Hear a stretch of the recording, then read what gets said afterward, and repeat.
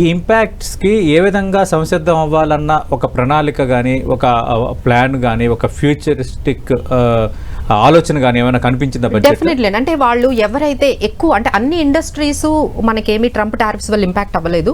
కొన్ని industries like textiles మీరు తీసుకున్నారు, లేకపోతే ఎలక్ట్రానిక్స్ తీసుకున్నారు, ఫార్మా, ఇవి బాగా ట్రంప్ టారిఫ్స్ వల్ల కొంచెం ఇంపాక్ట్ అయ్యాయి. దాన్ని బాగా కాన్సన్ట్రేట్ చేశారు.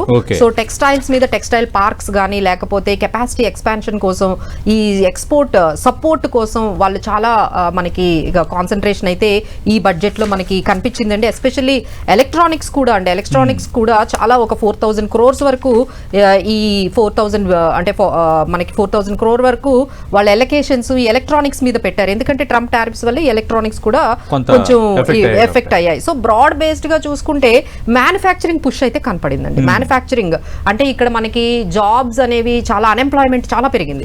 ఎందుకంటే యంగెస్ట్ పాపులేషన్ ఉన్న కంట్రీ కాబట్టి ఇంక ఇంతమంది అన్ఎంప్లాయ్మెంట్ అనేది ఇంకా పెరిగిపోతుంది. కాబట్టి మ్యానుఫ్యాక్చరింగ్ ఎక్కడైతే అంటే జాబ్ ఇంటెన్సివ్ అంటే మనకి ఎక్కువ లేబర్ ఇంటెన్సివ్ ఎక్కడ ఉందో దాని మీద బాగా కాన్సన్ట్రేట్ చేశారండి. టెక్స్టైల్స్, ఎలక్ట్రానిక్స్, లాజిస్టిక్స్, తర్వాత చిన్న చిన్న ఎక్స్పోర్ట్ ఓరియంటెడ్ వాటి మీద కూడా వాళ్ళు అంటే ప్రతి ఒక్క చిన్న కంపెనీస్ కూడా ఎక్స్పోర్ట్స్ చేసుకునే విధంగా ఈజీగా చేసుకునేటట్టుగా ఇలా వాళ్ళు రెండు కాన్సన్ట్రేషన్స్ అండి. ఒకవైపు ట్రంప్ టారిఫ్స్ వల్ల ఇంపాక్ట్ అయిన ఇండస్ట్రీస్, ఆ తర్వాత లేబర్ ఇంటెన్సివ్ ఎక్కడైతే జాబ్స్ క్రియేట్ చేయగలరో వాటి మీద ఎక్కువగా కాన్సన్ట్రేట్ చేశారు.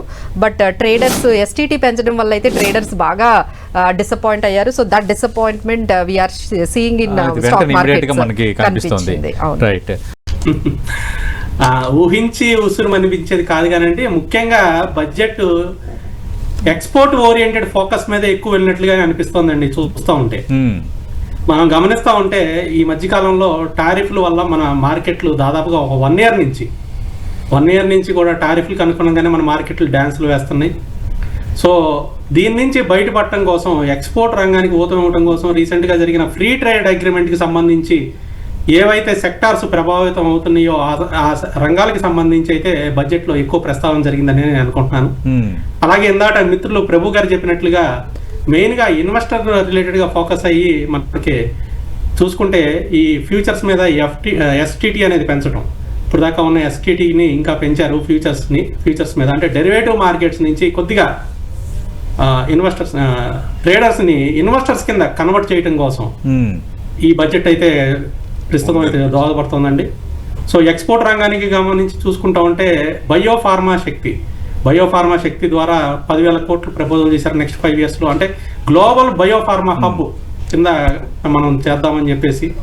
సో దీంట్లో మనకి యూరోపియన్ యూనియన్కి సంబంధించిన ఏదైతే మనకి రీసెంట్గా ట్యాక్సెస్ ఏవైతే జీరోకి వస్తున్నాయో కెమికల్ రంగానికి సంబంధించి, స్పెషాలిటీ కెమికల్స్ కానీ, బల్క్ కెమికల్స్ కానీ, సో వాటికి ఊతం ఇచ్చే విధంగా ఈ బయోఫార్మా శక్తి అనేది ప్రపోజల్ జరిగిందని అనుకోవచ్చు.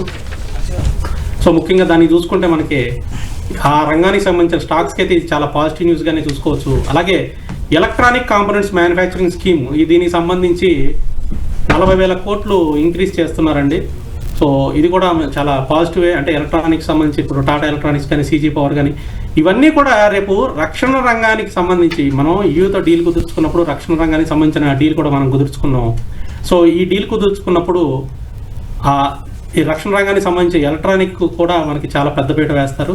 సో దీనికి సంబంధించి చూసుకుంటే ఈ బడ్జెట్లో కేటాయింపులు అనేది చాలా మంచి విషయంగానే మనం చెప్పుకోవచ్చు అండి, ఒక విధంగా చెప్పాలంటే. అలాగే రేర్ ఎర్త్ మెటీరియల్ సంబంధించి ఈ రేర్ ఎర్త్ మెటీరియల్స్ అనేది హై వాల్యూ మినరల్స్ అండి. మనకి డిఫెన్స్ అండ్ ఏరోస్పేస్ టెక్నాలజీలో మనకి బాగా యూజ్ చేస్తారు.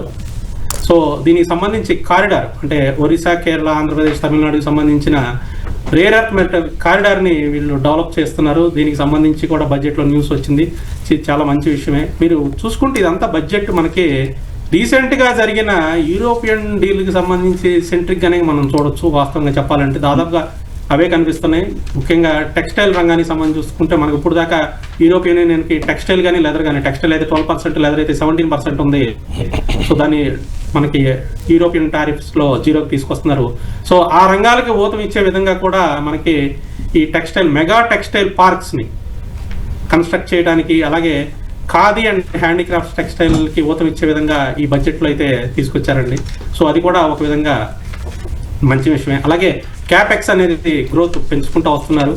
ఈసారి కూడా మా 10% దాకా క్యాపెక్స్ ఇంక్రీజ్ అయిందండి. లాస్ట్ టైం మనకి క్యాపెక్స్ వచ్చేసి 11.2 lakh crores ఉంటే ఈసారి మనకి 12.2 lakh crores వచ్చింది క్యాపెక్స్ అనేది. సో ఫిజికల్ డెఫిసిట్ అది ఒక్కటే నాకు కొంచెం ఇబ్బందికరంగా అనిపించింది. లాస్ట్ ఇయర్ మనకి 4.4% ఫిజికల్ డెఫిసిట్ ఉంటే ఈసారి అది 4.3%కి వచ్చింది. నేను ఎక్స్పెక్ట్ చేసింది అయితే అరౌండ్ 3.75 to 4 బిట్వీన్ ఎక్స్పెక్ట్ చేశాను, కానీ ఫిజికల్ డెఫిసిట్ అలాగే ఉంది, తగ్గలేదు. అది మనం కొంచెం తగ్గించాలండి. మనం గమనిస్తే లాస్ట్ 10 yearsలో 2016-17 దగ్గర మనకి ఫిజికల్ డెఫిసిట్ 3.5% ఉంటే కరోనా వరకు కూడా బాగానే మెయింటైన్ అయింది. ఆఫ్టర్ కరోనా మనకి అంటే కరోనా దగ్గర మనకి 6.8%కి ఫిజికల్ డెఫిసిట్ వచ్చింది. సో అది కొద్దిగా నిదానంగా తగ్గుతూ వచ్చింది, కానీ ఈసారి కొంచెం ఎక్కువ తగ్గుతుంది అనుకున్నాం. అది ఫిజికల్ డెఫిసిట్ అయితే అలాగే ఉంది. సో ఆ రంగంలో కొంచెం ప్రణాళికలు చూసుకోవాలండి.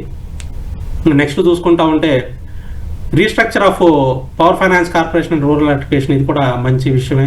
సో అదొకటి ఉంది. రెండోది మనకి మెడికల్ హబ్స్ అండి. మెడికల్ హబ్స్ ఒకటి మెడికల్ టూరిజంని ఇంక్రీజ్ చేద్దాం అనుకుంటున్నారు.